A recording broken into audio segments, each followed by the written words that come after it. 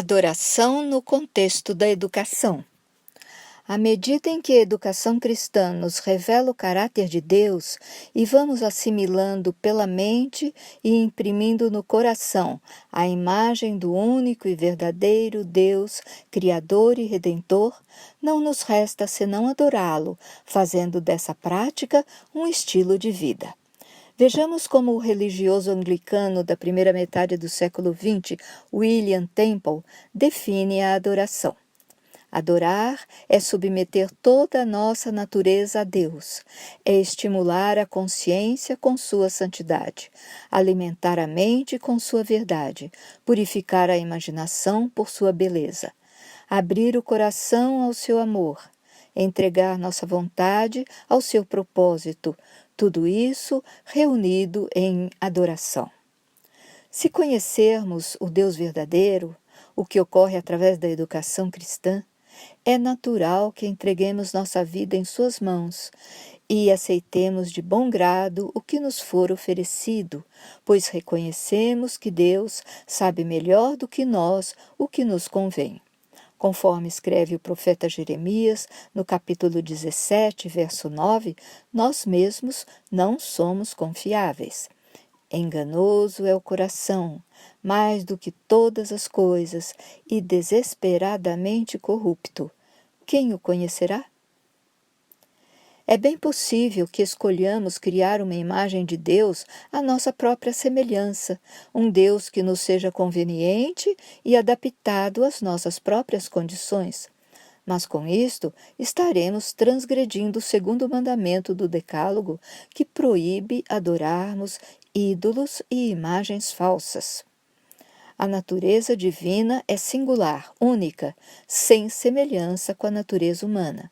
O próprio Deus revela ser Deus e não homem, como podemos ver em Oséias 11. Em Isaías 55, versos 8 e 9, Deus afirma que seus pensamentos e seus caminhos não são os mesmos do homem. O mal sempre tenta recriar o que Deus deixou muito bem definido e exemplificado nos textos sagrados.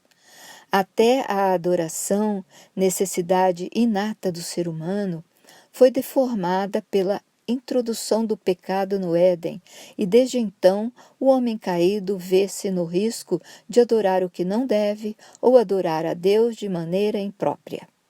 Isso clama pela intervenção da educação cristã que busca recriar no homem a imagem divina. Somente os textos sagrados revelam a forma como Deus espera que nos relacionemos com Ele. Comungar com esse Deus Criador e Redentor e aprender a adorá-lo e glorificá-lo é o estilo de vida que o cristão busca alcançar. O livro de Salmos é uma fonte de inspiração para adoração, mas já em Êxodo 15 encontramos o Cântico de Moisés, um ato de adoração pública que ocorre após Deus abrir o Mar Vermelho para o povo hebreu escapar dos soldados egípcios. Esse cântico visou recriar na mente daquele povo, cativo por 400 anos em terras pagãs, a imagem do único Deus verdadeiro, misericordioso e redentor, assim como declarar as suas leis. Também nós, os cristãos de hoje, estamos expostos a toda sorte de práticas e costumes pagãos, superstições e blasfêmias que se enraizaram em nossas sociedades, contaminando-nos com hábitos que incorporamos sem perceber e que sutilmente nos afastam do Criador. Além disso, as escolas e livros ensinam um sistema de crenças naturalistas que excluem Deus. O erro se aprofunda quando as pessoas aceitam uma combinação, um naturalismo religioso, que pode até apaziguar muitas mentes, mas que permanece sendo uma visão deformada de Deus. É um grande erro adaptar a palavra de Deus a nossas conveniências e tradições. Jesus censurou energicamente os fariseus e escribas que valorizavam mais suas próprias tradições e estatutos do que a palavra do Pai. Vamos ler o que Jesus lhes responde em Marcos, capítulo 7, versos 6 a 8, quando criticam os discípulos por comerem sem lavar as mãos. Respondeu-lhes: Bem profetizou Isaías a respeito de vós, hipócritas, como está escrito: Este povo honra-me com os lábios, mas o seu coração está longe de mim, e em vão me adoram, ensinando doutrinas que são preceitos de homens, e negligenciando o mandamento de Deus, guardais a tradição dos homens. E disse-lhes ainda: Jeitosamente rejeitais o preceito de Deus para guardardes a vossa própria tradição. Diante dos hebreus, o mal buscou torná-los inseguros e duvidosos quanto ao Deus verdadeiro, levando-os a esculpirem e adorarem um bezerro de ouro. Isso feriu diretamente o segundo e o quarto mandamento, os alicerces que mantêm o homem comprometido com o único Deus verdadeiro e criador. Em Patriarcas e Profetas, página 336, Ellen White cita as palavras do profeta Jeremias. O Senhor é verdadeiramente Deus. Ele é o Deus vivo e o Rei eterno. Os deuses que não fizeram os céus e a terra desaparecerão. Todo ourives é envergonhado pela imagem que ele mesmo esculpiu, pois as suas imagens são mentira e nelas não há fôlego.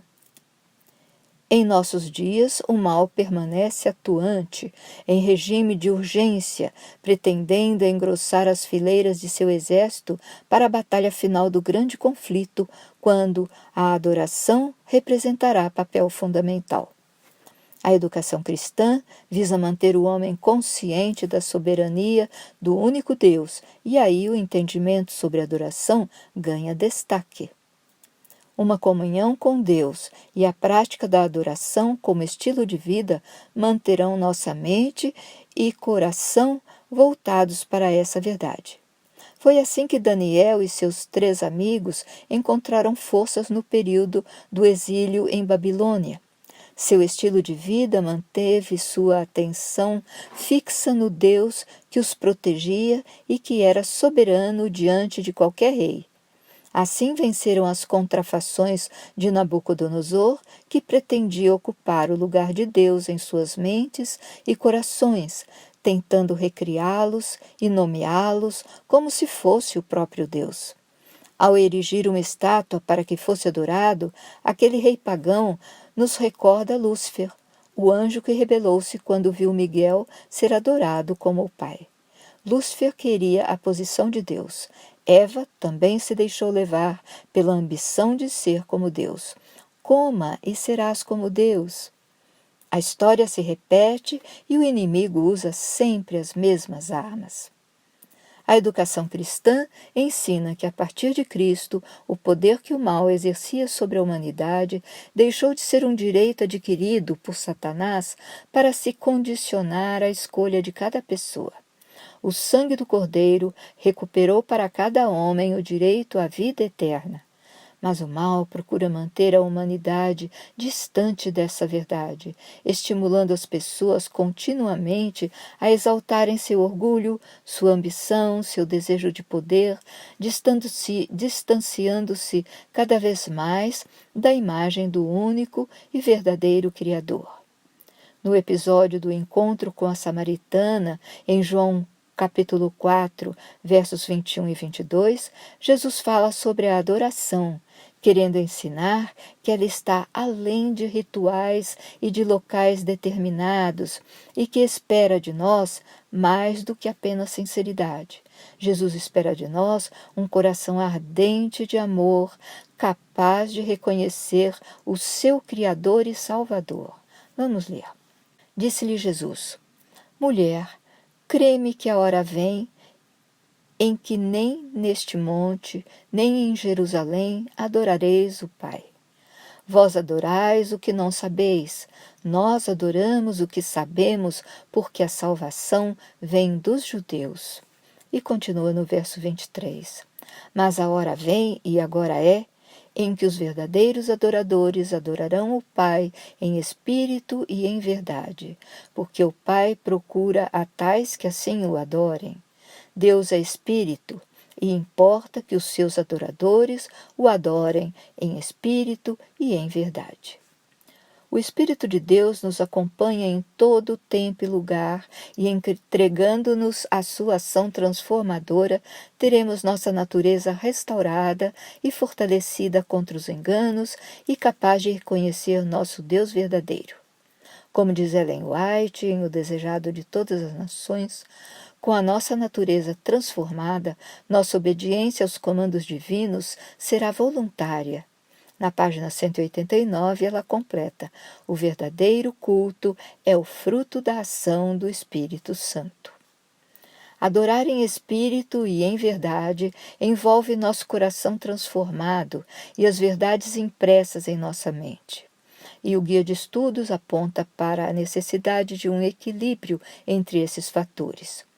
O espírito, sem a verdade, pode levar a um sentimentalismo superficial que se baseia mais em emoções inconstantes do que em qualquer outra coisa. Por outro lado, a verdade sem o espírito pode levar a um formalismo morto. Por isso, precisamos de ambos. Aprendemos com Abraão que a obediência é um ato de adoração. Ao levar Isaque ao Monte Moriá, para ser sacrificado, como lhe ordenara o Senhor, o patriarca diz em Gênesis 22, verso 5. Então disse a seus servos: esperai aqui com o jumento, eu e o rapaz iremos até lá, e havendo adorado, voltaremos para junto de vós.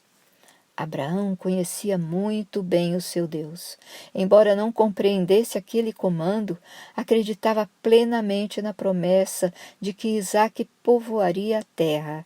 Assim entregou-se obediente àquele ato de adoração, dizendo ao filho que Deus proveria o animal para o sacrifício. E isso aconteceu. Esse episódio foi a mais clara forma que Deus encontrou para revelar seu plano de salvação.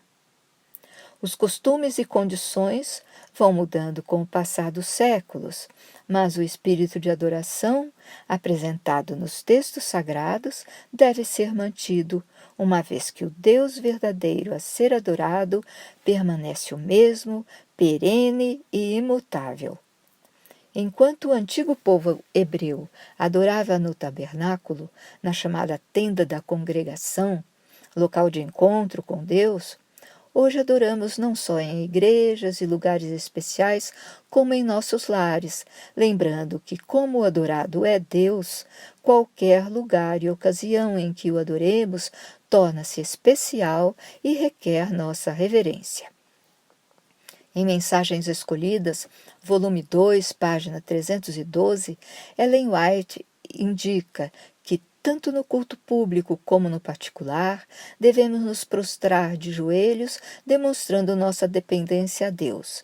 E em Testemunhos para a Igreja, página 498, ela escreve: por causa de sua irreverência na atitude, no traje, na postura e em sua falta de verdadeiro espírito de adoração, Deus muitas vezes tem afastado seu rosto dos que se acham reunidos para adorar. Sobre as danças e o uso de tamborins, como aparece algumas vezes na Bíblia, ocorreram em locais abertos e em eventos especiais, e a dança era um movimento corporal espontâneo para expressar júbilo diante de Deus, como fez Davi ao receber a Arca da Aliança em Jerusalém.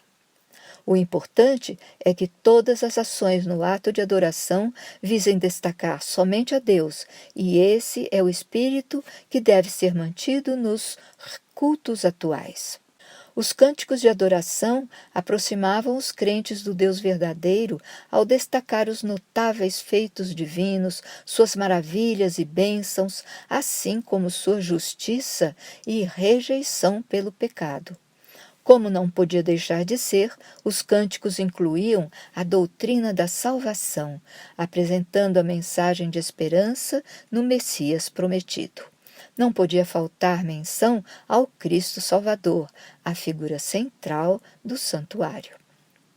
Há um aspecto interessante no Salmo 73, onde Asaf desabafa sobre a prosperidade dos ímpios, considerando-se um injustiçado, julgando ter sido em vão toda a sua vida devotada a Deus. No entanto, sua postura muda completamente no verso 17. Vamos ler. Até que entrei no santuário de Deus, e então entendi o fim deles. Isso significa que a prática de adoração que ocorria no tabernáculo ou santuário ensinava muito sobre o Deus da justiça, que era também o Deus do perdão. Através dos serviços que ali eram realizados, as pessoas podiam compreender a doutrina da salvação e tomar consciência de sua situação de pecador, sem acesso a Deus, a não ser pelo sangue do Cordeiro. Como ensina o pastor Adriano Emile em sua série O Santuário, parte 3, não podemos adorar a Deus desconectados do perdão. Somente com o sangue purificador de Jesus é que meu louvor chega ao trono de Deus. No Salmo 78, Asaf salienta que as maravilhas do Senhor e suas leis deviam ser passadas pelos pais aos filhos e destes às gerações futuras, destacando o papel da educação e a proposta de divulgar essas verdades. Para que pusessem em Deus a sua esperança e não se esquecessem das obras de Deus, mas guardassem os seus mandamentos. Está no Salmo 78, verso 7. Em Apocalipse 14, as 3 mensagens angélicas alertam o povo para o tempo do fim, momento do juízo, quando o temor e a adoração ao verdadeiro Deus marcará o destino dos ímpios e a salvação dos santos. O desfecho está no verso 12. Aqui está a perseverança dos santos, que obedecem aos mandamentos de Deus e permanecem fiéis a Jesus. Agora segue o belo espetáculo público de adoração narrado em 1 Crônicas, capítulo 16, quando a Arca da Aliança chega finalmente a Jerusalém. O espetáculo é festivo, cheio de júbilo, mas também solene, celebrando a majestade do Deus de Israel. Já na tenda, após holocaustos e sacrifícios pacíficos ao Senhor, o rei Davi ofereceu pão, carne e vinho a todos e teve início o culto de ação de graças e cânticos de Davi.